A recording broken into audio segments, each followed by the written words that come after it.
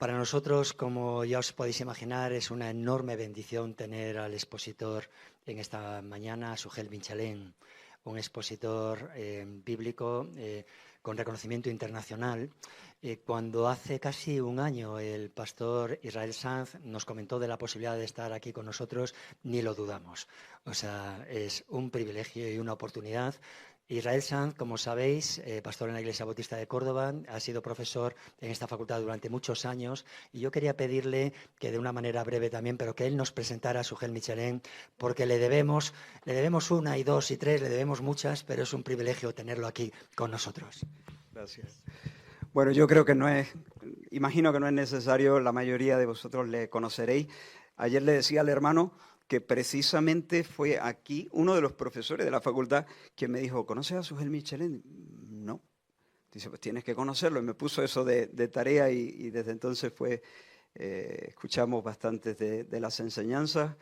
Él es un hijo de Dios, esposo de Gloria, padre de 3 hijos, abuelo de 5 nietos, uno de los pastores de la Iglesia Bíblica del Señor Jesucristo en la ciudad de Santo Domingo, la República Dominicana, y un don para la Iglesia en todo lugar. El Señor lo está usando y le ha dado una gracia para predicar, para enseñar, para cuidar también a pastores. Y nada más, hermano, toma este lugar y que el Señor lo pueda usar en este tiempo. ¿O quiere un pie? Bueno, ¿se puede usar este? Sí.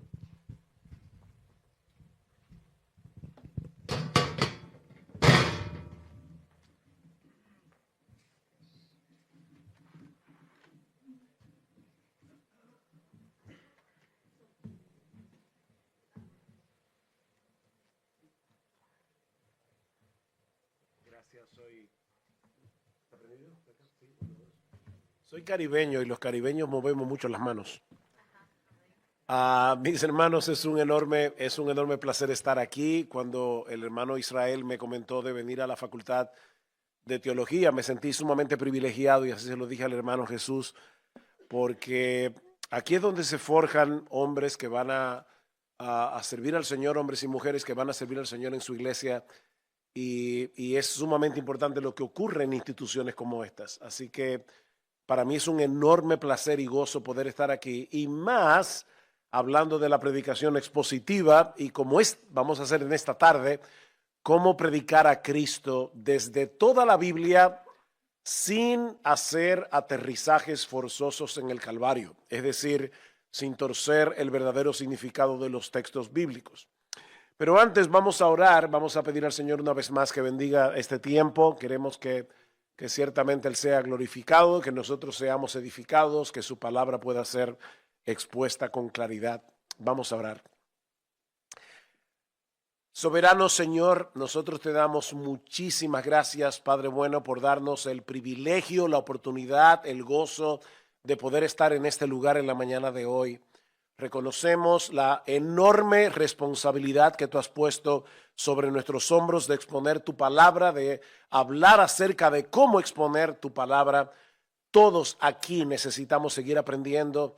Señor, tú nos ordenas que nuestro aprovechamiento sea manifiesto a todos. No podemos quedarnos estancados como predicadores. Necesitamos seguir creciendo, no para nuestra gloria, sino para la tuya, para que Cristo pueda ser conocido, para que Cristo pueda ser exaltado.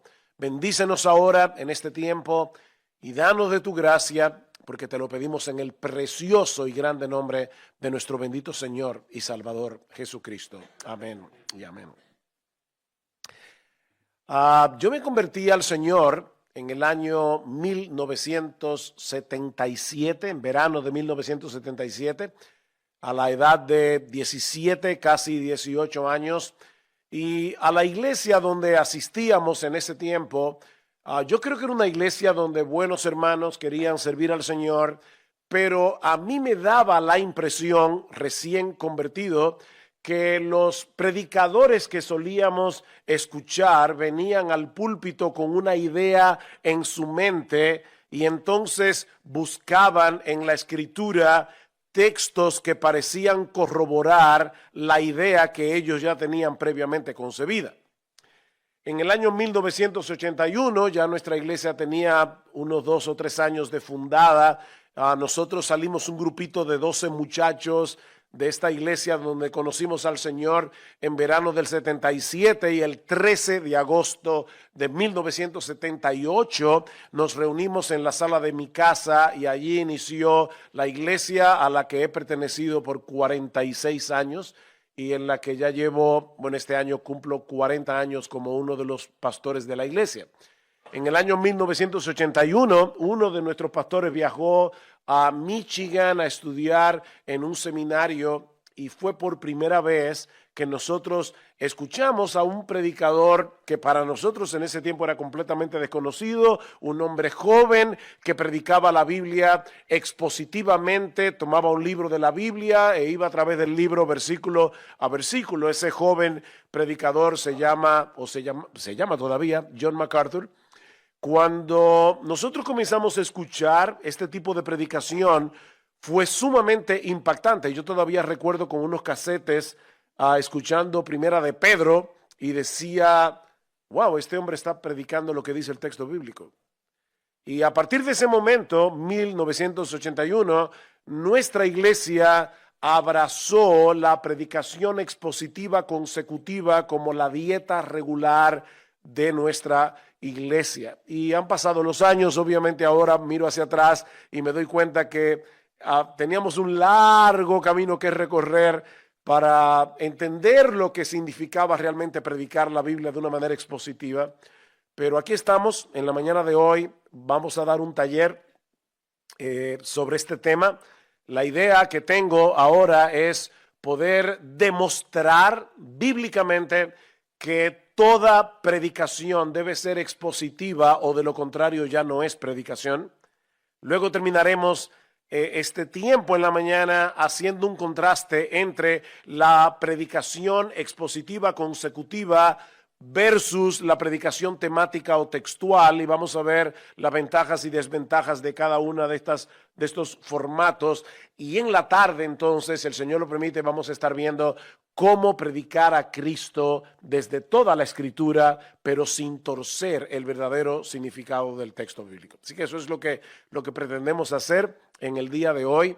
Y vamos a comenzar en esta mañana viendo las 3 figuras predominantes en el Nuevo Testamento que se usan para señalar a los predicadores. Y la primera de esas figuras es administradores de los misterios de Dios. Quisiera, por favor, que fueran conmigo a 1 Corintios, capítulo 4. Primera carta de Pablo a los Corintios, capítulo 4. Y dice así el apóstol Pablo en el versículo 1, así pues, téngannos los hombres como servidores de Cristo y administradores de los misterios de Dios. Ahora bien, se requiere de los administradores que cada uno sea hallado fiel. Así que la primera figura que encontramos en el Nuevo Testamento para hablar de los predicadores, nosotros somos administradores. Y eso significa, mis hermanos, que nosotros estamos trabajando con los bienes de otro. Obviamente, el dueño es Dios mismo. ¿Y qué es lo que nosotros administramos? Administramos sus misterios, dice Pablo. Y lo que se requiere de nosotros, a la luz de este trabajo, de esta vocación, es que administremos fielmente, dice Pablo, los misterios de Dios. Mis hermanos, Dios no nos ha llamado a ser creativos. Nosotros no somos los editores de Dios. Cuando alguien quiere escribir un libro, se lo manda a la casa publicadora. Normalmente en esa casa publicadora tienen un editor y ese editor te dice, mira, yo creo que sería mejor que tú le quites esto aquí, lo pongas de esta forma. El editor te ayuda a hacer el libro más potable. Bueno, mis queridos hermanos, hermanas, nosotros los predicadores no somos los editores de Dios. Este libro es perfecto. Aquí no hay nada que corregir. Aquí no hay nada que editar. Por lo tanto, dice Pablo, ¿qué es lo que se requiere de los administradores? Que nosotros seamos fieles. administrando los bienes del dueño. Y los bienes son los misterios de Dios. Ahora, la palabra misterio en el Nuevo Testamento no se usa para hablar de algún tipo de enseñanza secreta que solamente algunos pocos iniciados conocen, alguna élite súper espiritual. La palabra misterios en el Nuevo Testamento se usa específicamente para hablar de aquellas verdades que nosotros no podemos conocer de ninguna manera a menos que Dios las revele. En este caso, los misterios de Dios, dice un autor, son la suma total de la revelación que Él ha dado de sí mismo y que ahora está contenida en las Escrituras. Estos son los misterios de Dios. Estos son los bienes que el Señor nos ha llamado a administrar. La segunda figura que se usa en el Nuevo Testamento es la de un heraldo. Nosotros somos heraldos del Dios Altísimo. Cuando los gobernantes en la antigüedad querían comunicar un mensaje al pueblo, ellos no hacían una rueda de prensa como hacen los gobernantes en el día de hoy. Ellos llamaban a un heraldo, a un pregonero. La palabra griega es kerix, de donde viene la palabra keruso, predicar. Y este hombre tenía la responsabilidad de comunicar fielmente y en alta voz los anuncios y los decretos del rey que lo enviaba. Por ejemplo, ustedes recuerdan cuando Nabucodonosor envió un pregonero en Daniel capítulo 3, versículos 1 al 6, que mandaba a todo el mundo a postrarse delante de la estatua. Bueno, él no podía editar el mensaje del rey, simplemente comunicaba lo que el rey le había mandado. Así que la voz del heraldo debía ser escuchada, la voz del heraldo debía ser obedecida como si fuera la voz del rey mismo, porque él no hablaba por su propia cuenta, él no transmitía sus propias palabras, él tenía la responsabilidad de proclamar el mensaje del rey con toda claridad y, mis hermanos, sin quitarle nada y sin añadirle nada. Él tenía que ser fiel a la encomienda. Y esa es una de las figuras recurrentes del Nuevo Testamento para hablar de los predicadores. Nosotros somos pregoneros. Nosotros somos heraldos. Escribiendo a los Corintios, Pablo les dice en el capítulo 1 que Dios determinó salvar a los creyentes por la locura de la predicación, porque los judíos piden señales, los griegos buscan sabiduría, pero nosotros predicamos, nosotros proclamamos, kerizomen, a Cristo crucificado. Esa es nuestra labor. En sus cartas a Timoteo, Pablo le dice en 2 ocasiones que él había sido constituido, oigan esto, hermanos, esto es interesante, predicador y apóstol y maestro de los gentiles. ¿Por qué me llama la atención? Porque Pablo menciona la palabra predicador antes que apóstol. Un apóstol es alguien sumamente importante porque es la persona, los apóstoles que el Señor llamó para que establecieran la base y el fundamento de la iglesia. Los apóstoles eran sumamente importantes para la iglesia de Cristo. Nosotros somos una iglesia apostólica porque estamos construyendo sobre el fundamento de los apóstoles y profetas. Sin embargo, Pablo no dice, yo fui constituido apóstol y predicador. No, yo fui constituido predicador y apóstol, y al mismo tiempo encarga solemnemente a Timoteo, en 2 Timoteo capítulo 4, luego de decir toda la escritura es inspirada por Dios y útil para redarguir, para corregir, para enseñar, para instruir en justicia, a fin de que el hombre de Dios sea perfecto, enteramente preparado para toda buena obra. Ahora le dice Timoteo, yo te encargo delante de Dios y del Señor Jesucristo, que juzgará a los vivos y a los muertos en su manifestación y en su reino, que prediques la palabra. Que prediques la palabra. Fuimos constituidos predicadores, fuimos constituidos pregoneros, heraldos del Dios Altísimo. Ahora, aunque la figura del administrador y la figura del heraldo se solapan, tienen puntos en común, porque ambos deben comunicar íntegramente el mensaje que se les ha confiado. El énfasis del heraldo está en la proclamación a viva voz de una noticia o de un decreto. Es por eso que la proclamación del heraldo demanda una respuesta de sus oyentes, que están siendo expuestos al mensaje del rey. El teólogo Robert Mounds dice: el querigma apostólico consistía básicamente en dos cosas: proclamar y apelar.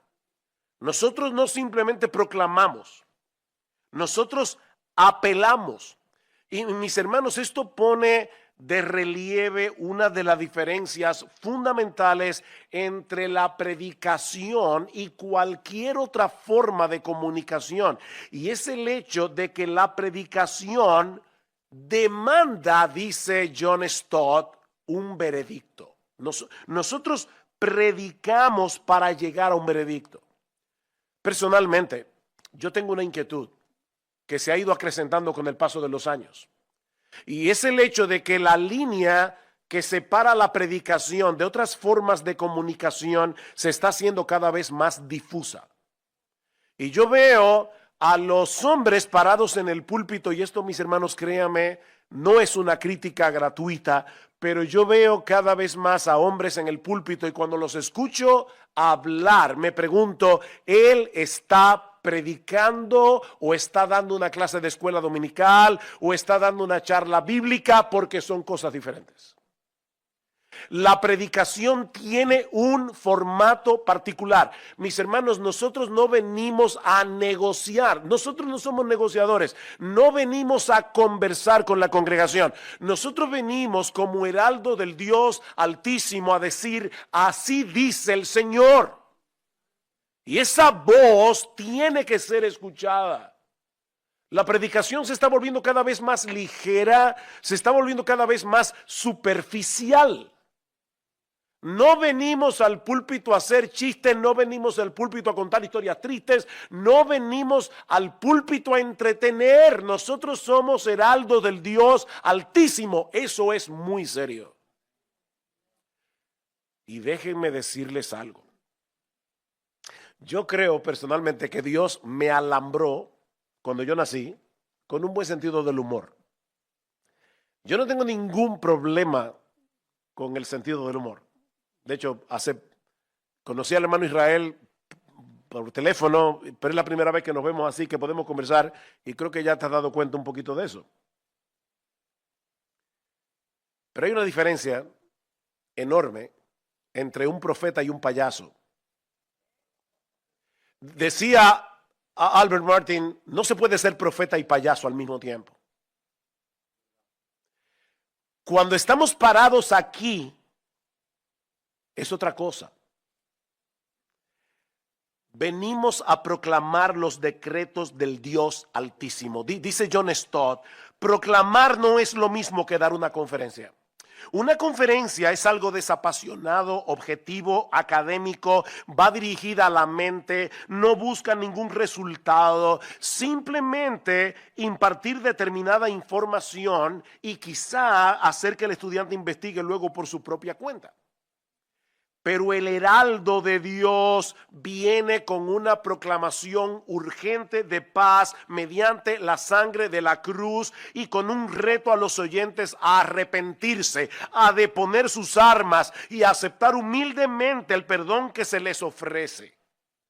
Esto es serio. Lo que nos lleva de la mano a la tercera figura que usa el Nuevo Testamento, que hemos dicho, hablando de lo que es predicación, ¿qué es esto? Bueno, esto es un preditaller, porque es un taller, pero lamentablemente a mí se me confunden las cosas, así que a veces voy a hacer taller, a veces voy a hacer predicación. Pero ¿qué hemos dicho hasta aquí? La figura número 1, somos administradores. La figura número 2, somos heraldos. En tercer lugar, nosotros somos embajadores. Somos embajadores. En su conclusión a la carta a los Efesios, Efesios capítulo 6, Pablo se refiere a sí mismo como un embajador en cadenas. En su segunda carta a los Corintios señala a los ministros del Evangelio, y esto es impresionante, como embajadores que ruegan en el nombre de Dios. ¡Wow!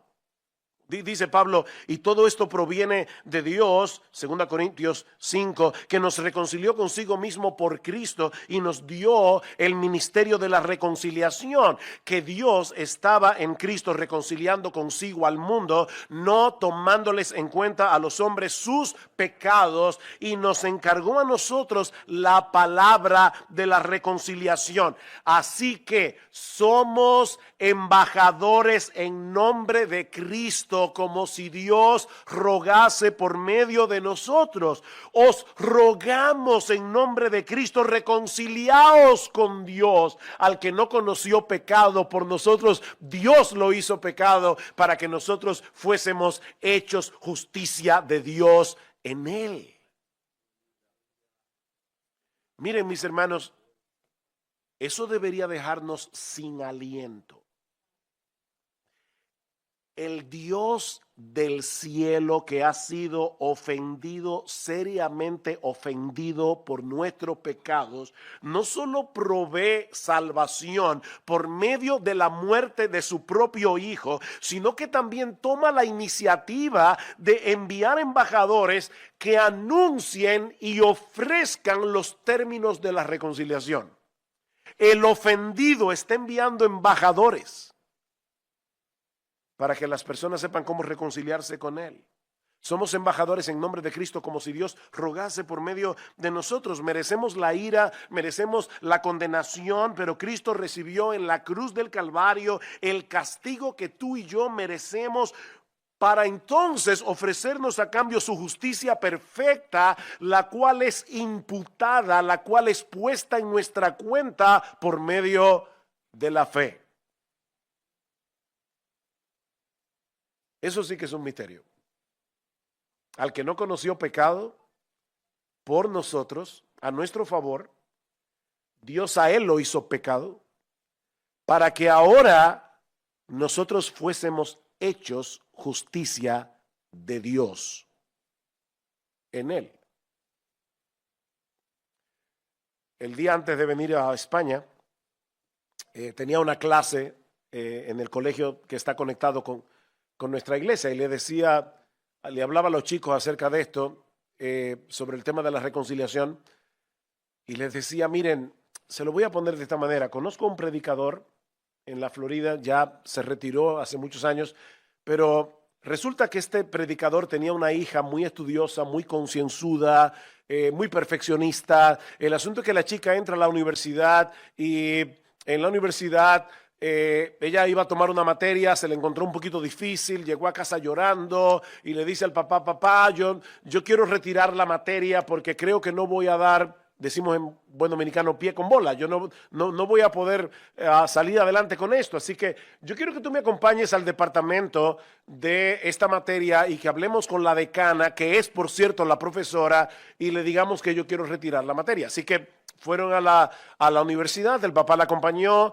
La profesora, que la conocía muy bien y sabía que era una chica estudiosa, pero también que era muy perfeccionista, le dijo, mira, vamos a hacer una cosa. Si tú quieres retirar la materia, la puedes retirar ahora mismo y no tienes ningún cargo, no vas a quemarte en la materia. Sencillamente se retiró porque todavía estás a tiempo. Pero déjame hacer un trato contigo. Si tú decides seguir adelante con la materia, yo te voy a poner A más. ¿Se usa aquí esa designación? Vas a sacar 100. Ya, de antemano. Sin hacer nada. Ya tienes 100.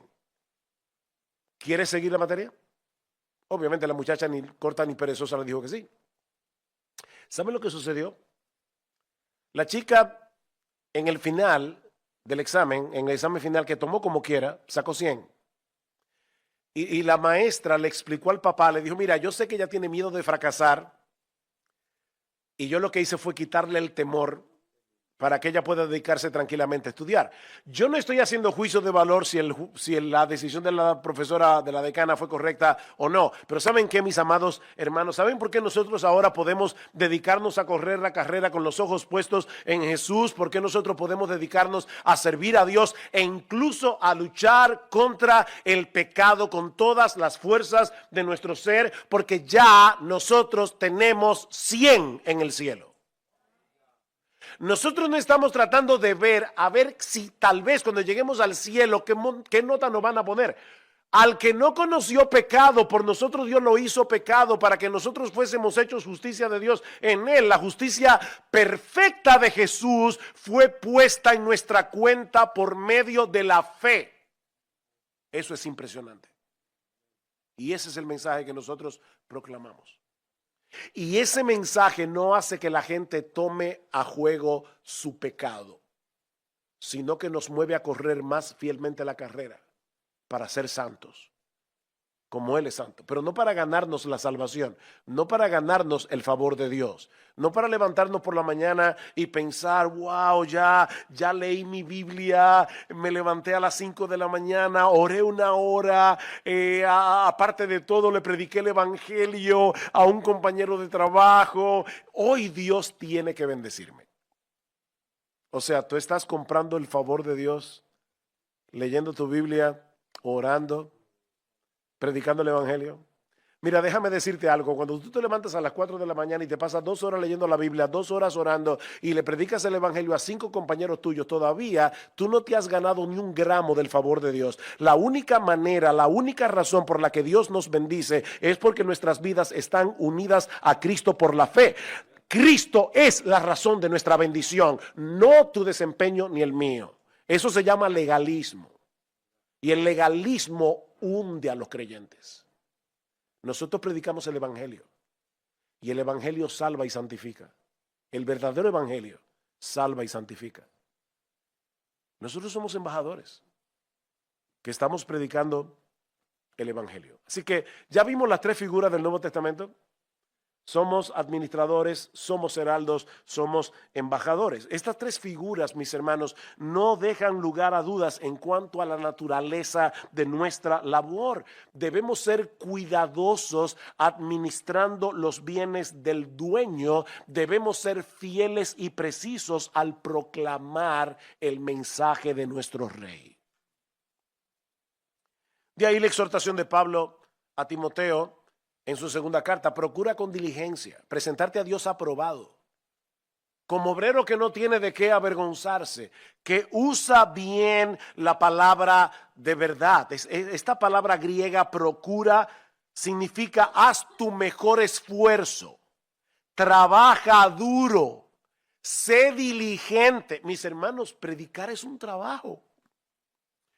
¿Qué dice Pablo en 1 Timoteo 5:17? Los ancianos que gobiernan bien sean tenidos por dignos de doble honor, mayormente los que trabajan, es un trabajo, en predicar y enseñar. La palabra ahí es copiao, es la misma palabra griega que aparece en Apocalipsis capítulo 2, versículo 2, cuando dice, yo conozco tu arduo trabajo y paciencia. Predicar es un arduo trabajo. Timoteo, procura con diligencia presentarte a Dios aprobado. Pablo quiere que su hijo en la fe pueda comparecer delante de Dios como un obrero que no tiene de qué avergonzarse por la fatal desaprobación de Dios, como dice Mike Abendroth. Timoteo debía trabajar duro, hasta el agotamiento si fuera necesario, con tal de manejar apropiadamente la palabra de verdad. Ah, pastor, eso es porque ustedes no creen en la obra del Espíritu Santo. No, yo sí creo en la obra del Espíritu Santo. Y Dios lo sabe. Muchas veces cuando voy de mi asiento al púlpito los domingos en la mañana en mi iglesia, voy como Spurgeon subiendo los escalones diciendo, yo creo en el Espíritu Santo, yo creo en el Espíritu Santo, yo creo en el Espíritu Santo, porque yo estoy completamente seguro que no importa qué tan arduo sea mi trabajo, si el Espíritu Santo no bendice la palabra, dándole vida a los muertos y edificando a los creyentes, mi predicación no servirá de nada. Yo creo en el poder del Espíritu Santo, pero ¿saben qué, mis hermanos? Dios no ha prometido bendecir a vagos. Procura con diligencia haz tu mejor esfuerzo, trabaja duro para entender la palabra y predicarla. Esto es un trabajo. El predicador debe asegurarse hasta donde sea humanamente posible que está entregando fielmente el mensaje de Dios revelado en su palabra, y no porque cita un texto aquí y otro texto allá, tal vez sacado de contexto, que parecen apoyar sus propias ideas, sino porque a través de un estudio diligente ha hecho el esfuerzo de desentrañar el verdadero significado del pasaje o de los pasajes de las Escrituras que él está exponiendo. Pedro dice en su primera carta, primera de Pedro capítulo 4 versículo 10, si alguno habla, versículo 11, perdón, si alguno habla, hable conforme a las palabras de Dios. Él está diciendo, tu don es hablar, de alguna manera enseñar, predicar, habla conforme a las palabras de Dios. Nuestro mensaje es el mensaje del texto, porque el texto tiene autoridad sobre nosotros. El texto es rey, porque es la voz del rey. Del Señor Jesucristo se dice en Juan capítulo 3, versículo 34, porque el que Dios envió, las palabras de Dios habla. ¿Cómo tú sabes que Dios envió a una persona? Él habla la palabra de Dios. En Juan capítulo 7, versículo 16, por favor, mis queridos jóvenes y los no tan jóvenes, escuchen estas palabras de Jesús con cuidado. Mi doctrina no es mía, sino de aquel que me envió. Está hablando la segunda persona de la Trinidad encarnada. El que quiera hacer la voluntad de Dios conocerá si la doctrina es de Dios o si yo hablo por mi propia cuenta. El que habla por su propia cuenta, ¿ustedes recuerdan lo que sigue diciendo el texto? Su propia gloria busca. O sea, el que usa la predicación, el que usa el púlpito para dar a conocer sus propias opiniones de la cosa, para dar a conocer sus ideas, está buscando su propia gloria. No importa si parece humilde, no importa si dice para la gloria del Señor. No. Si tú estás hablando por tu propia cuenta, estás buscando tu propia gloria. Eso es lo que dice Jesús. Por favor, hermanos, de verdad, yo no los conozco para no caerle mal a nadie aquí. Si tienes alguna queja, te voy a decir como Spurgeon, ve a la Cancillería Celestial y quéjate allá. Yo no escribí este libro. Eso dice Jesús. Ahora, el que busca la gloria de Dios se va a empeñar en que la gente sepa cuál es la opinión de Dios. Porque la mía no vale nada. Óyeme, tu opinión y la mía no valen un centavo. Estamos tratando de que la gente sepa qué es lo que Dios dice en su palabra. Juan 12, 49. Yo no he hablado por mi propia cuenta. Eso es Jesús otra vez. Cada vez que yo leo este texto, cada vez me impresiona. Y lo he leído un montón de veces.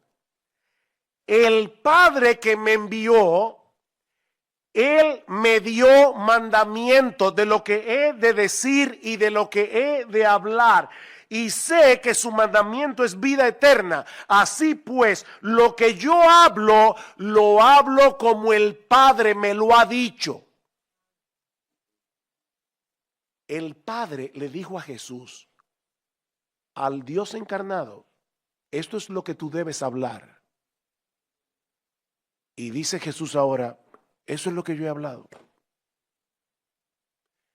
Yo, dice la segunda persona de la Trinidad hecha hombre, yo no he hablado por mi propia cuenta. Yo he transmitido lo que el Padre me dijo que dijera. Miren, mis hermanos, si eso es el Hijo de Dios, imagínense nosotros.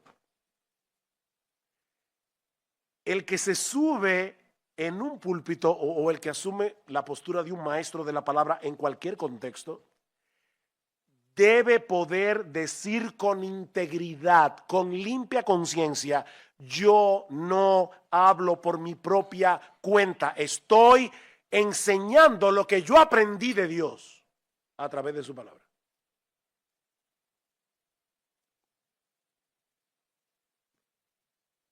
Ahora, debo aclarar que todo este trabajo que hacemos no es porque vemos la predicación como un fin en sí mismo. Nosotros podemos caer en el error de hacer de la predicación un mero ejercicio académico. O sea, estar tan preocupados por la buena interpretación, y debemos estar preocupados por la buena interpretación, estar tan preocupados por la estructura del sermón, que olvidemos que nuestra tarea es ser instrumentos en las manos de Dios para dar a conocer la mente y el corazón de Dios a los demás, revelado en su palabra. Lo que quiero decir es, hermanos, que no se trata simplemente de hice una buena exégesis, hice un buen sermón. No, mi deseo es que tú te encuentres con Dios en la medida en que su palabra está siendo predicada, porque donde la palabra de Dios está, Dios está.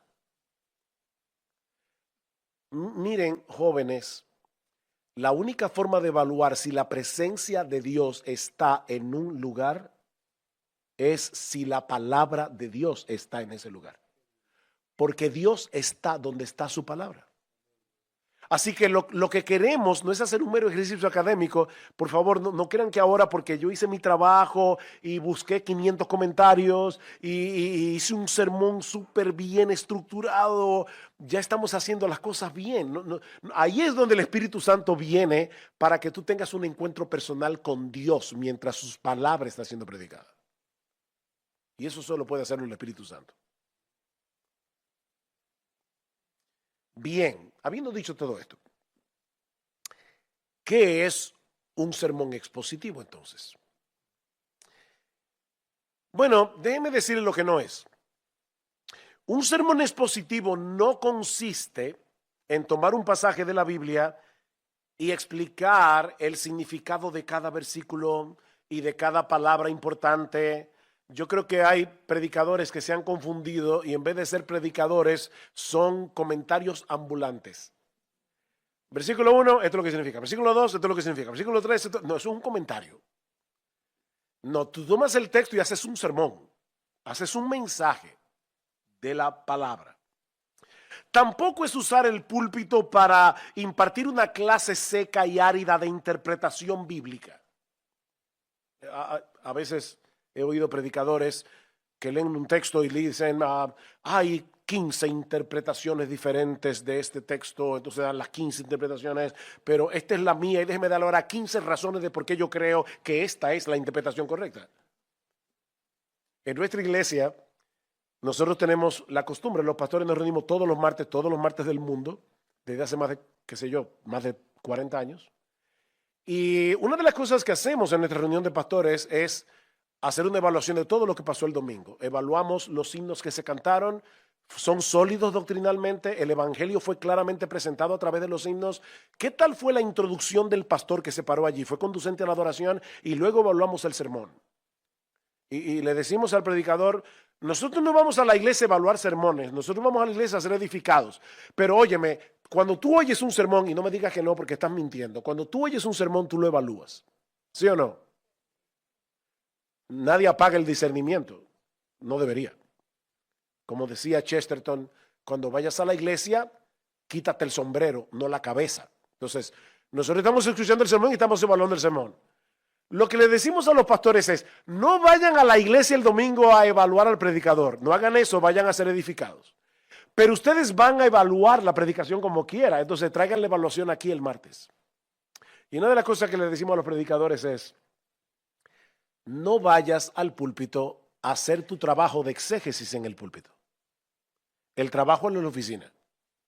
En el púlpito predica la palabra para que los hermanos se encuentren con Dios y los inconversos sean salvados. Predica la palabra. Entonces, eso no es predicación. Entonces, ¿qué es predicación expositiva? Bueno, De una manera sencilla podemos definir un sermón expositivo como el tipo de sermón que ayuda a los oyentes a entender el significado del texto bíblico y lo que Dios quiere que hagamos a la luz de lo que ese texto significa. Miren qué simple. Yo voy a explicar lo que significa el texto y lo que Dios quiere que tú y yo hagamos a la luz de lo que el texto significa. Una definición un poco más desarrollada es esta. Un sermón expositivo es aquel que expone y aplica el verdadero significado del texto bíblico, tomando en cuenta su contexto inmediato, así como el contexto más amplio de la historia redentora que se revela en toda la Escritura, con el propósito de que el oyente escuche la voz de Dios a través de la exposición y sea transformado. ¿Se entendió? Me di a entender. Ok. ¿Lo repito? No. Lo agarraron. Ven que es un taller. Un sermón expositivo es aquel que expone y aplica el verdadero significado del texto bíblico, tomando en cuenta su contexto inmediato, así como el contexto más amplio de la historia redentora que se revela en las Escrituras, con el propósito de que el oyente escuche la voz de Dios a través de la exposición y sea transformado.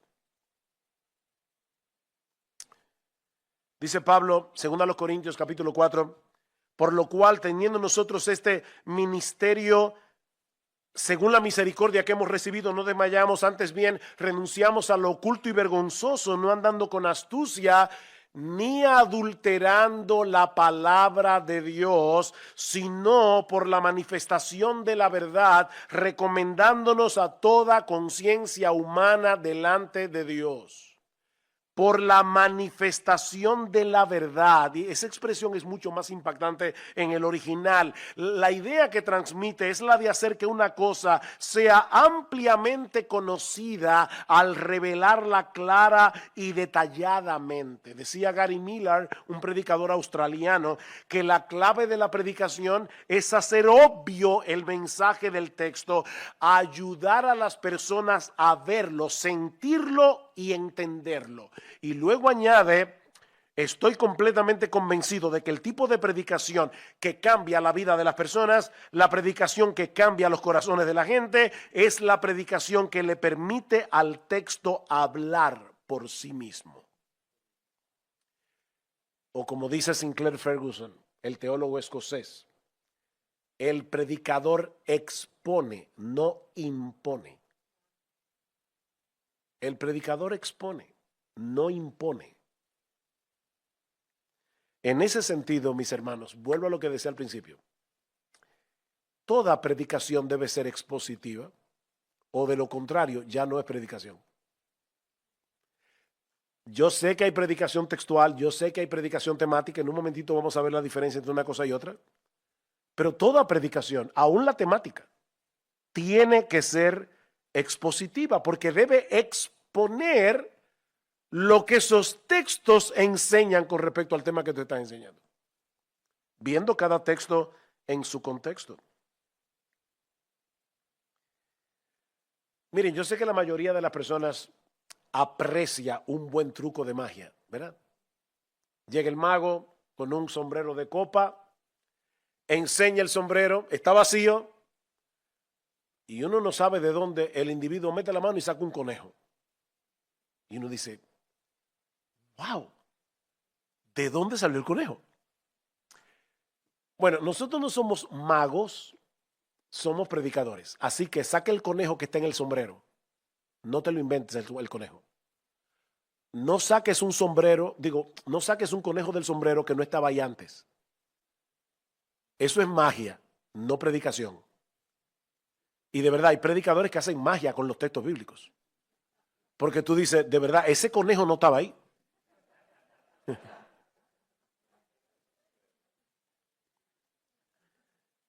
Dice John Stott, el texto dicta y controla lo dicho. El texto controla, eso es predicación. expositiva, porque si no es expositiva, ya no es predicación. Así que no se trata tanto de un método, es una convicción. Yo creo que la predicación expositiva es una convicción. Dime una cosa, mi hermano.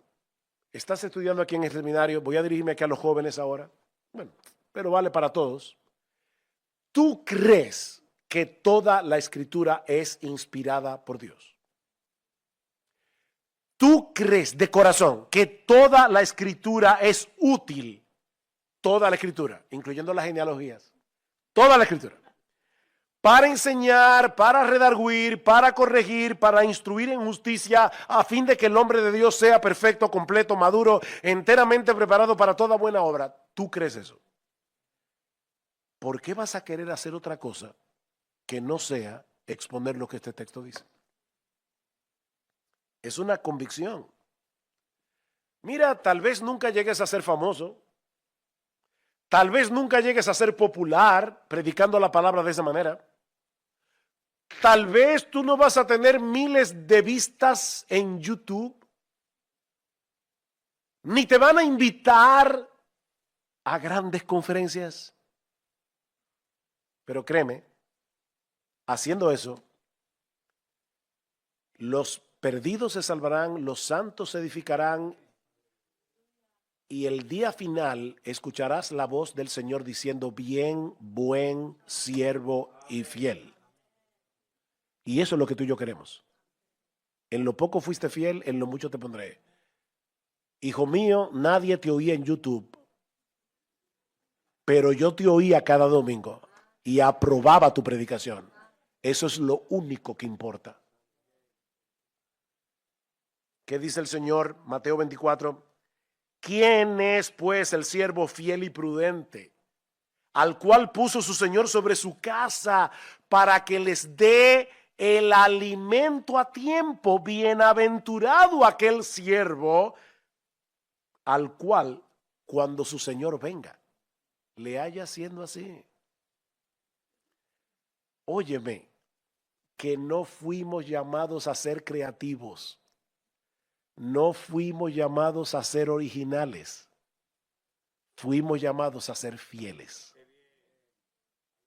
Eso es todo. Bien, mi hermano, yo terminé la primera parte. No sé si quieren 5 minutos de descanso. Ya están cansados, sí. Bueno, pues lo que ustedes digan, yo no me gobierno. Lo que ustedes digan, eso hacemos. Pueden coger unos 5, lo que ustedes me den, yo lo cojo.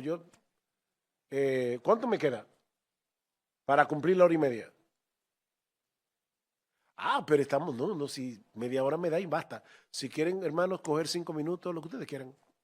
Yo me adapto. En esta media horita o menos, hemos estado hablando de la predicación expositiva, pero ahora lo que queremos hacer es ver las ventajas y desventajas de la predicación expositiva consecutiva. Es decir, tomar un texto de la Biblia e ir a través de todo este libro, versículo a versículo, sin ser un comentario ambulante. Ya hablamos de eso, ¿verdad? Pero ir a través de toda la Escritura versus la predicación que toma un texto bíblico solo aislado o un tema. Entonces, eso es básicamente lo que vamos a hacer en estos minutos que nos restan, pero vamos a orar una vez más, vamos a pedir al Señor que nos ayude. Padre, queremos darte las gracias de nuevo por permitirnos estar de nuevo aquí en este lugar. Gracias por lo que nos diste en la hora pasada, pero ahora seguimos percibiendo la necesidad que tenemos de ti, la necesidad que tenemos de tu dirección, de tu capacitación. Por favor, ayúdanos ahora para explicar esta última parte del taller, porque te lo pedimos en Cristo. Amén y amén. Ok, ¿cuáles son las ventajas de la predicación expositiva consecutiva? O sea, que usted tome el Evangelio de Juan, el Evangelio de Marcos, 1 Corintios, Isaías, Eclesiastés, Ruth, Génesis y lo predique entero, versículo a versículo. ¿Cuáles son las ventajas? Bueno, en primer lugar, nos protege de usar los textos bíblicos como pretextos. Recuerden, hermanos, que un texto fuera de contexto se convierte en un pretexto. Yo puedo probar lo que sea con la Biblia, siempre que la cite fuera de su contexto. Así que en ese sentido, cuando vamos a través del texto bíblico, el hecho de ir sobre el libro que estás exponiendo te va a atar, si tú eres fiel, te va a atar al texto. Y si no lo eres, probablemente te vas a encontrar a un listillo de la congregación que se va a dar cuenta, o a más de uno. Y te va a decir, pastor, eso que usted está hablando no está en el texto, en su contexto. En segundo lugar, ahorra tiempo para decidir qué predicar cada semana. Ahorra tiempo. ¿Por qué? Bueno, yo le decía al hermano Israel y Abraham que estábamos cenando anoche y estábamos haciendo unas preguntas y les decía que el consejo de pastores de nuestra iglesia, nosotros somos 7 pastores, éramos 10, pero hay 2 que salieron a plantar otra iglesia y bueno, el tema es que ahora somos 7. Y toda la vida nos hemos reunido los martes para orar y evaluar lo que está sucediendo en la iglesia, pastorear la iglesia. Pero una vez al año nosotros nos reunimos por 3 días a evaluar lo que ha pasado en el año, y orar por eso y planificar el año siguiente, incluyendo lo que se va a predicar. Eso para mí, que soy uno de los predicadores que regularmente predica más tiempo en la iglesia, me es una tremenda bendición, porque, por ejemplo, hace 3 años atrás, por varias razones, los pastores entendimos, nuestro gobierno es un gobierno colegiado, ¿verdad? Los pastores entendimos que nuestra iglesia necesitaba que se predicara de Romanos, el libro de Romanos completo. Así que yo tuve 1 año para prepararme de antemano, mientras estaba predicando la serie que llevaba. Pero yo comencé a conseguir comentarios de Romanos, a leer Romanos, a leer Romanos, a leer Romanos, a estructurar Romanos. Entonces ya cuando comienza la serie, ya uno tiene un trabajo hecho.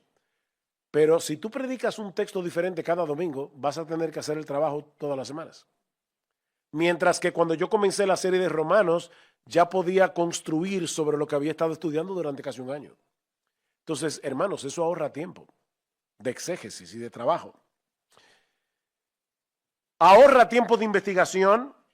Cada nuevo sermón no requiere un nuevo estudio sobre el autor del libro, su trasfondo, su contexto, su propósito, porque ya lo hiciste el trabajo.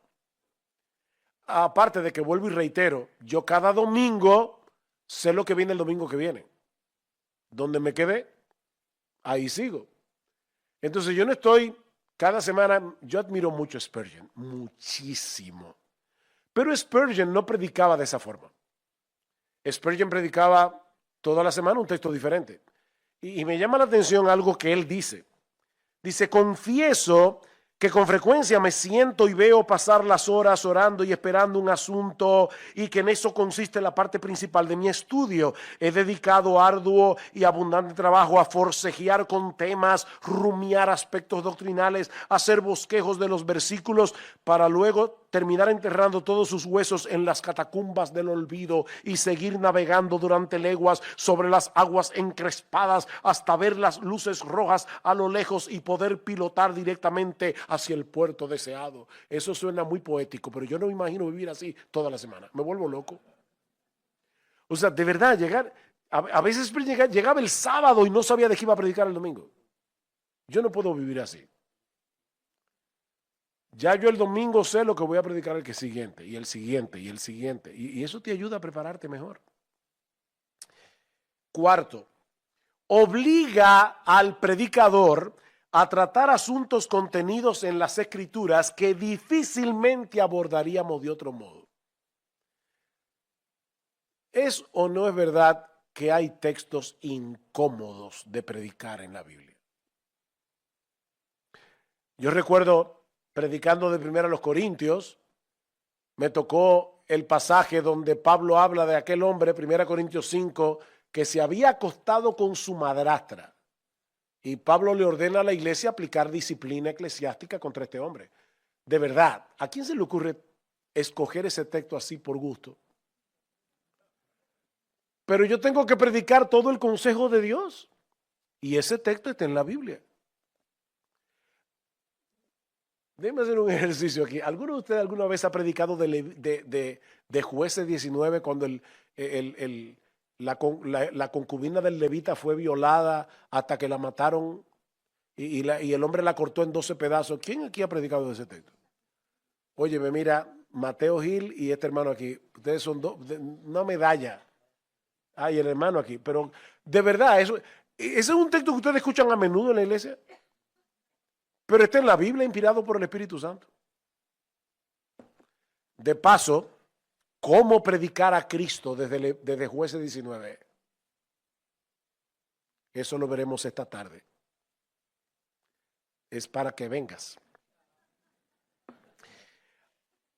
Quinto, permite tratar temas sensibles sin dar la impresión de que estamos escondiéndonos detrás del púlpito para abordar problemas en la iglesia que no nos atrevemos a tratar cara a cara con las personas implicadas. ¿A cuántos predicadores no les ha pasado que están predicando de la Biblia y hay hermanos que están pasando por una dificultad y piensan, uy, eso fue para mí? Imagínate que hay dos hermanas de la iglesia que tienen un conflicto que no acaban de resolver y tú predicas, ruego a Evodia y a Sintique que sean de un mismo sentir en el Señor. Yo estoy casi seguro que la hermana María y la hermana Juana van a sentir que ellas son Evodia y Sintique.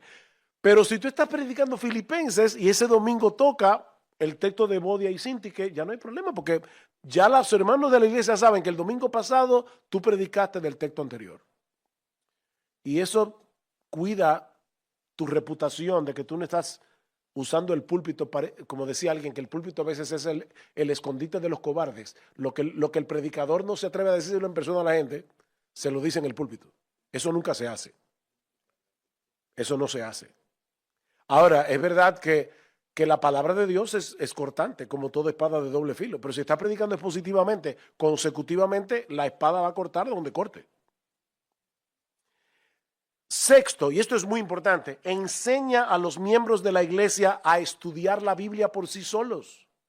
Hermanos, la Biblia no es una enciclopedia de temas. Dios escribió libros completos. Y nuestros hermanos que están leyendo la Biblia, por ejemplo, en nuestra iglesia tenemos un plan de lectura de la Biblia en 2 años y muchos hermanos lo están siguiendo, leyendo su Biblia cada día, no haciendo así a ver lo que les sale, sino leyendo su Biblia, toda la Biblia, con un plan de lectura. Ellos están aprendiendo.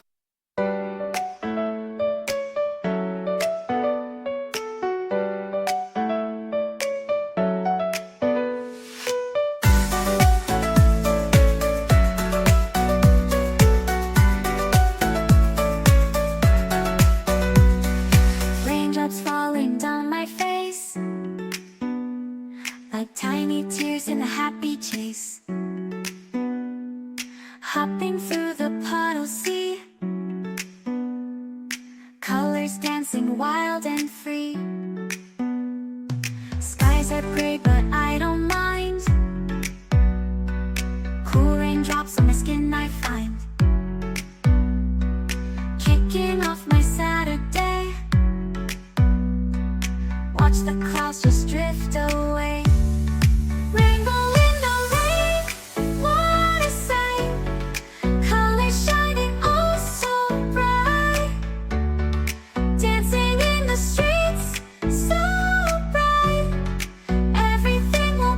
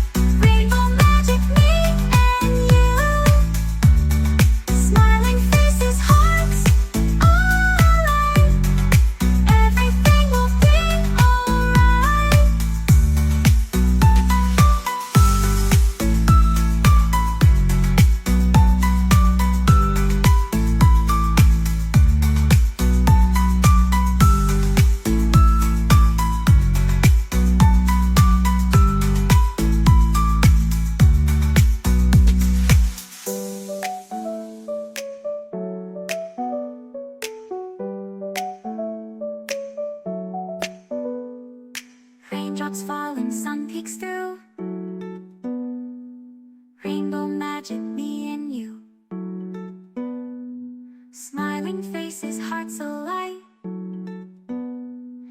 Everything will be alright.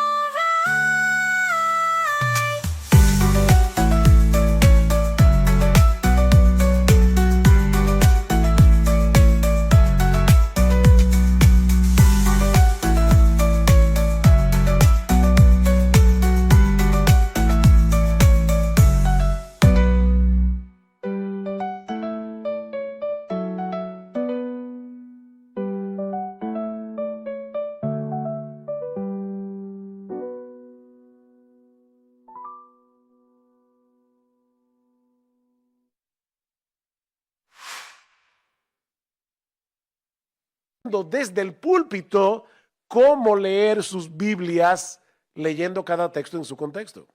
Lo ven cada domingo. Séptimo, reduce el riesgo de manipular a la gente. Porque en vez de que el predicador controle el texto para que el texto diga lo que él quiere que diga, al predicarlo en su contexto, el predicador se está atando a decir lo que el texto realmente dice. Hermanos, se puede manipular a la gente con la Biblia. Solamente hay que citar textos fuera de contexto. Y ya está. 8. Recuerda al predicador y a los oyentes que es Dios el que transforma los corazones por medio de su palabra. Cuando el predicador comparte sus opiniones, él se está convirtiendo en el gurú espiritual que resuelve los problemas de la gente. Pero ni tú ni yo somos los gurús espiritual que resolvemos el problema de nadie. La Biblia es la palabra de Dios. Ella es viva y eficaz. Ella es la espada que corta de doble filo, que discierne los pensamientos y las intenciones del corazón. Así que predica la palabra. Y cuando tú predicas la palabra, tú le estás recordando a los oyentes que si ellos van a ser transformados, solo Dios puede hacerlo. No el predicador, sino Dios por medio de su palabra. 9. Nos ayuda a evitar el pragmatismo. El pragmatismo, lo que funciona. En vez de tratar de ser relevantes abordando las necesidades que la gente cree que tiene, vamos a dar 5 principios para vencer la depresión, 3 principios para tener éxito, 4 principios para... Y yo no estoy en contra de que se predique de la depresión como tema en la Biblia, pero déjame decirte algo, si tú predicas todo el consejo de Dios, tú vas a predicar de todos esos temas, del temor, de la depresión, de la ansiedad, porque la Biblia habla de eso. Y al mismo tiempo, estás permitiendo que la Biblia tenga su propia relevancia. No lo que nosotros creemos que es relevante, sino la propia relevancia que tiene el texto bíblico. Y tú vas a ir a través de la Biblia y vas a tocar muchos temas relevantes que tal vez la gente no sabe que son tan relevantes, pero Dios sí lo sabe. Dios sí lo sabe. Hay temas que se repiten en la Biblia constantemente, que a la gente no les interesa mucho, pero Dios sabe que eso es lo que la gente necesita oír. Entonces deja que la Biblia tenga su propia relevancia y predique el texto bíblico. 10. Contribuye a la humildad del predicador al recordarle que él no es el que transforma a la gente. A veces tú predicas la palabra y yo espero que te haya pasado y hermanos vienen a ti y dicen, pastor, yo estaba pasando por una situación sumamente difícil, gracias porque la predicación de hoy me ayudó. Y tú piensas, la palabra de Dios te ayudó, no mi predicación. Yo no soy nadie, pero la palabra de Dios es viva y eficaz. Entonces, el predicar la palabra contribuye a la humildad del predicador, porque tú dices, ¿qué es lo que tú eres? Tú eres un escarpelo, una cuchilla. ¿Qué otra palabra sinónima de escarpelo? Un bisturí. Tú eres un bisturí en las manos de Dios para hacer una cirugía de corazón abierto. Pero ¿sabes qué? Si yo tomo un bisturí y lo pongo aquí arriba y tú tienes un problema médico, este bisturí no va a hacer nada por ti, porque él solo no hace nada.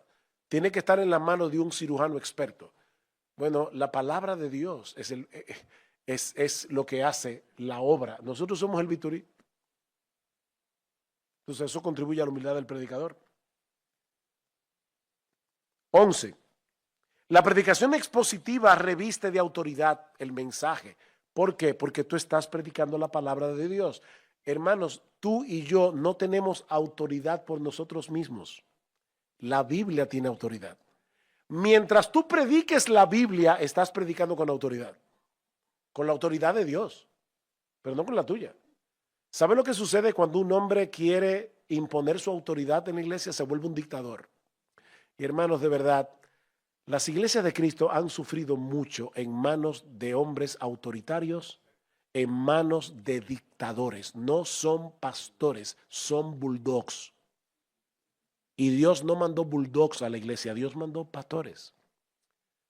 Así que eso va a cuidar a la iglesia porque la palabra de Dios va a ser el rey, la voz de Dios. 12. La predicación expositiva consecutiva evitará que el predicador se convierta en alguien repetitivo. Hay predicadores que siempre predican de lo mismo. ¿Por qué? Porque no están predicando todo el consejo de Dios. Hace unos años, un pastor amigo me dijo, mira, yo llegué a la convicción de que un pastor no debe estar en una iglesia más de 5 años. Porque después de 5 años la gente se aburre porque es lo mismo. Y yo decía, ¿y cómo tú puedes agotar toda la Biblia en 5 años? Mira, la única forma en que tú puedes aburrir a la gente es dejando de predicar este libro. Pero si tú predicas toda la escritura expositivamente, toda la Biblia, libros tras libros tras libros, de verdad no vas a aburrir a nadie porque es que la Biblia es un pozo sin fondo. No hay manera de agotar todo lo que este libro enseña.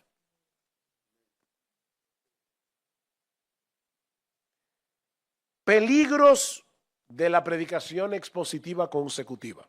Quiero ser honesto.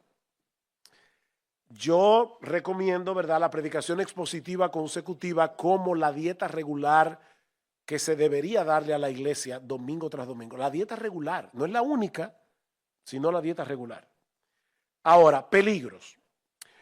Un peligro de la predicación expositiva consecutiva es que sea demasiado extensa, que la serie de sermones sea demasiado extensa. Un predicador puritano de la época de los puritanos llamado William Gouch se pasó 30 años predicando de Hebreos. 30 años. Yo creo que eso le pasa muchas veces a los predicadores más jóvenes. Yo recuerdo hace más de 30 años yo expuse una serie sobre el Sermón del Monte. Son Mateo 5, 6 y 7 y yo di 93 sermones del Sermón del Monte. Yo creo que si fuera hoy la serie sería más corta. Predicando, me estoy haciendo autocrítica aquí, pero predicando de Éxodo 20, 1 al 17, los 10 mandamientos, yo prediqué 54 sermones. Entonces yo creo que eso es demasiado. O sea, miren hermanos, no todos somos Martin Lloyd-Jones, que se pasó 14 años predicando de la carta a los romanos y no terminó, porque le dio un infarto. O sea, a Martin Lloyd-Jones le dio un infarto cuando estaba en Romanos 14, 19, creo que era 14, 19, y ahí tuvo que detener la serie, pero si no, quién sabe, 14 años predicando romanos. Ahora, es increíble porque la gente iba todos los viernes a oír a Martin Lloyd-Jones y nadie se aburría, pero vuelvo y te repito, no todo el mundo es Martin Lloyd-Jones. Entonces, eso es un peligro. No hagan la serie demasiado larga. Segundo peligro.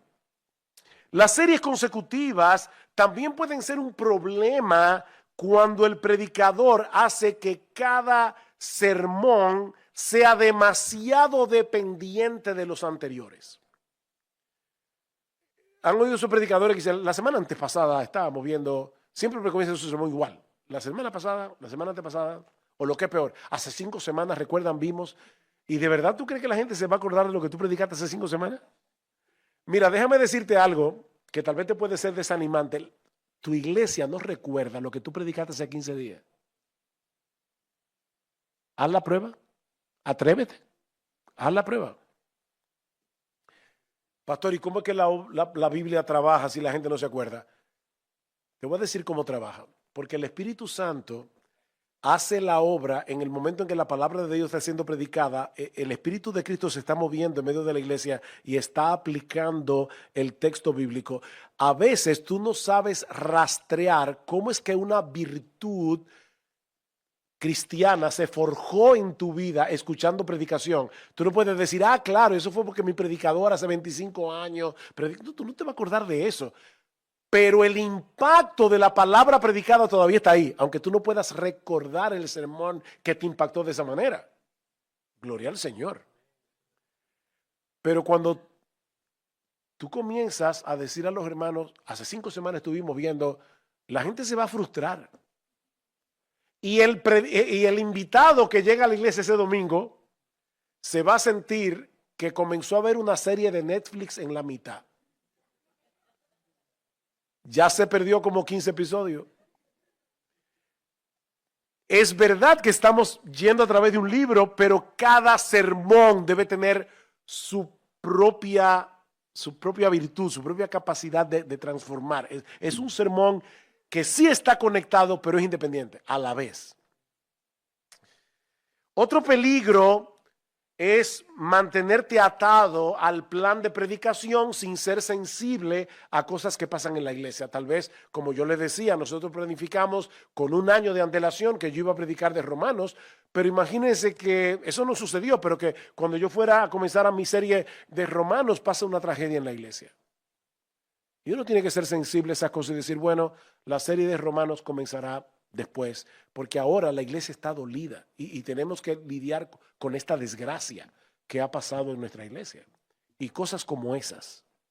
Entonces tenemos que ser sensibles en ese sentido. Eso en cuanto a la predicación expositiva consecutiva. Vimos las ventajas, vimos los peligros. Ventajas y peligros de la predicación temática. Vuelvo y repito lo que dije anteriormente, aún la predicación temática debe ser expositiva porque tú debes estar seguro de que los textos que estás usando para probar tu tema es lo que ese texto realmente dice en su contexto. Por ejemplo, rápidamente, tal vez tú quieres dar un tema a la juventud y quieres alertarlos contra los pecados sexuales. Y les dice, huye de las pasiones juveniles. Es uno de los textos que tú vas a usar en tu tema. Bien, el único problema es que huye de las pasiones juveniles no tiene nada que ver con el sexo, no tiene nada que ver con eso.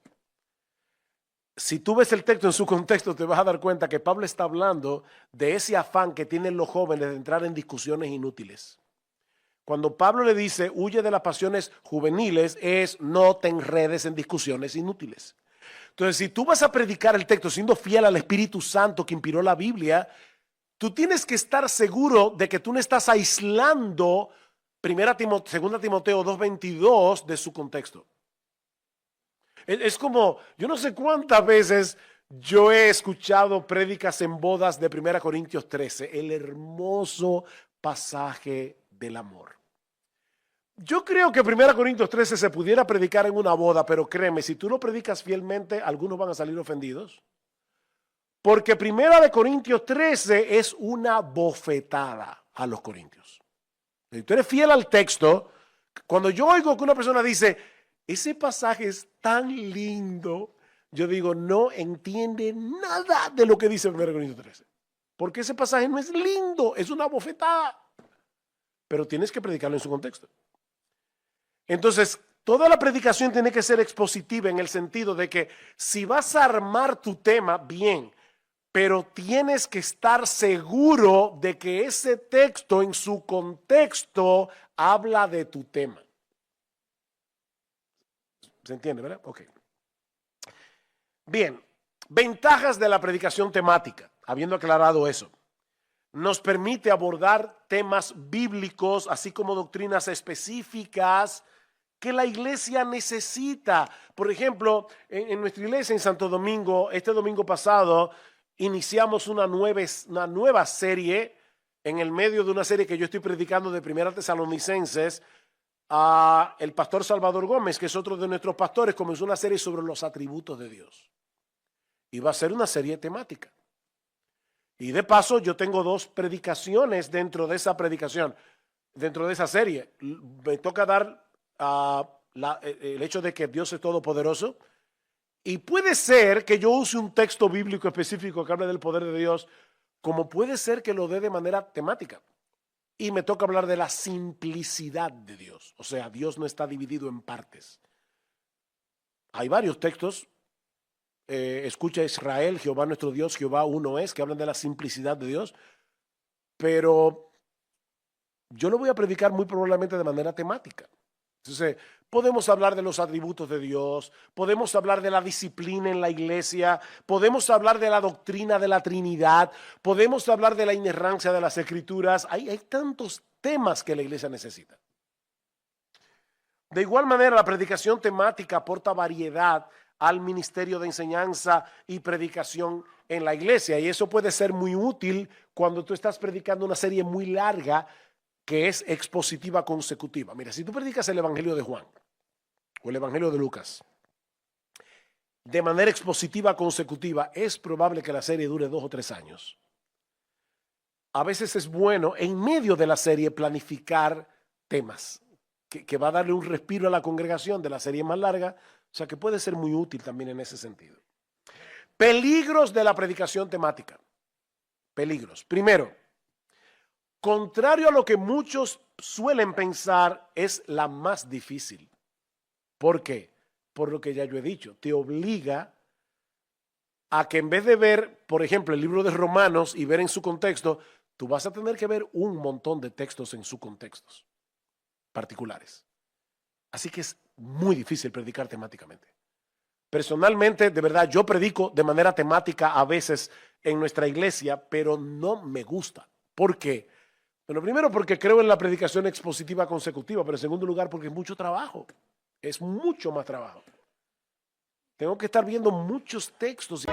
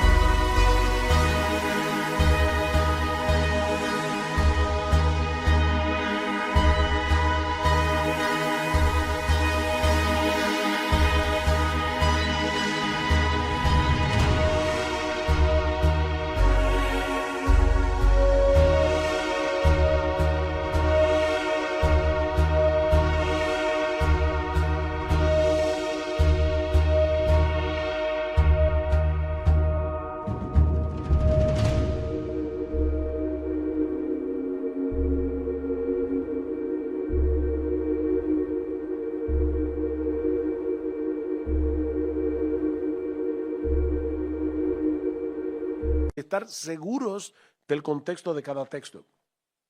Segundo, si no examinas con cuidado los textos bíblicos que usas en la predicación, fácilmente puede caer en la trampa de citar textos fuera de su contexto. Y los ejemplos son muchísimos, desgraciadamente.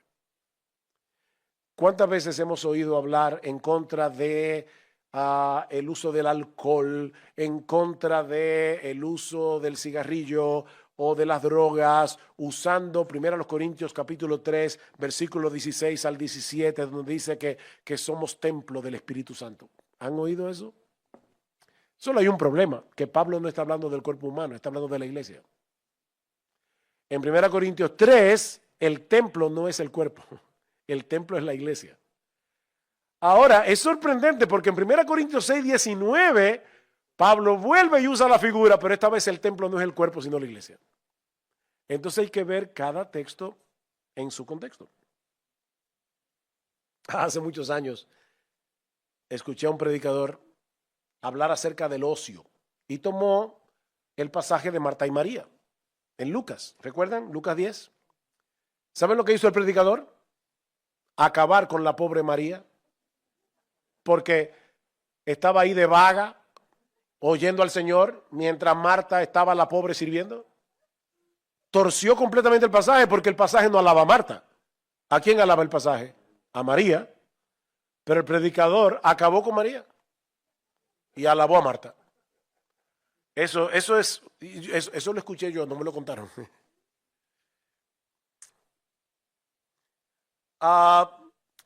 Por otra parte, los predicadores que les encanta predicar temáticamente se cogen con ciertos temas. Suelen predicar de ciertos temas que son sus favoritos. Y casi siempre de una forma u otra caen en esos temas, porque es lo que les gusta.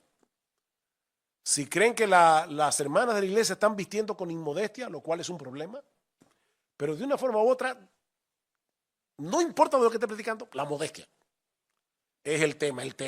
Es que la Biblia habla más que la modestia. Y es más, déjame decirte algo, probablemente lo que las hermanas de tu iglesia necesitan es ver la santidad de Dios en una predicación expositiva consecutiva en los profetas menores, y van a ver a Dios tan grande que eso las va a ayudar a ser modestas en su vestir. Pero te coge con el mismo tema. O las ofrendas. Hay predicadores que yo no sé cómo se las ingenian para hablar de las ofrendas. Eso es otro peligro de la predicación temática. Por último, la predicación temática es mucho más propensa a que el predicador caiga en el legalismo. ¿Por qué? Porque al aislar el texto de su contexto, convierte el texto en ley cuando en realidad ese texto no fue dado para eso. Por ejemplo, Génesis 12. Abraham mintió. Después que Dios le dio la promesa, sal de tu tierra, yo te bendeciré, serás bendición. Abraham miente con respecto a Sara. La pregunta es, ¿ese texto está ahí para enseñarnos acerca de las consecuencias de la mentira? Porque Dios no hace ningún juicio de valor sobre la mentira de Abraham. Si el predicador hubiera leído el texto en su contexto a la luz de la historia redentora, se habría dado cuenta que lo que ese texto quiere enfatizar no es el problema de la mentira, aunque la mentira es un problema. Quiere enfatizar la fidelidad de Dios que lleva a cabo el plan que se propuso conforme a la promesa que le hizo a Abraham a pesar del fallo del mismo Abraham. Entonces, si yo predico de Génesis 12, no voy a predicar acerca de la mentira, voy a predicar de la fidelidad de Dios. Entonces, mire el texto en su contexto. Bien, hermanos, hay un teólogo norteamericano. ¿Terminé a tiempo? ¿O me pasé? Hay un teólogo norteamericano que se llama Walter Kaiser. Es muy bueno. Él escribió un libro que se llama Hacia una ética del Antiguo Testamento y hacia una teología del Antiguo Testamento. Pero Walter Kaiser dice acerca de la predicación temática: predica temáticamente una vez cada 5 años y luego arrepiéntete. Bueno, yo no creo, ¿verdad?, que tengamos, es tan drástico. Vuelvo y repito, creo que la predicación temática tiene su lugar. Ya dije algunas cosas buenas de la predicación temática, pero hermanos, mi tarea es tratar de convencerlos de que la mejor dieta de una iglesia a través de los años es la predicación expositiva consecutiva, viendo cada texto en su contexto. Espero haberlos podido convencer. Esta tarde estaremos hablando acerca de cómo predicar a Cristo desde todos los textos de la Biblia, incluyendo Jueces 19.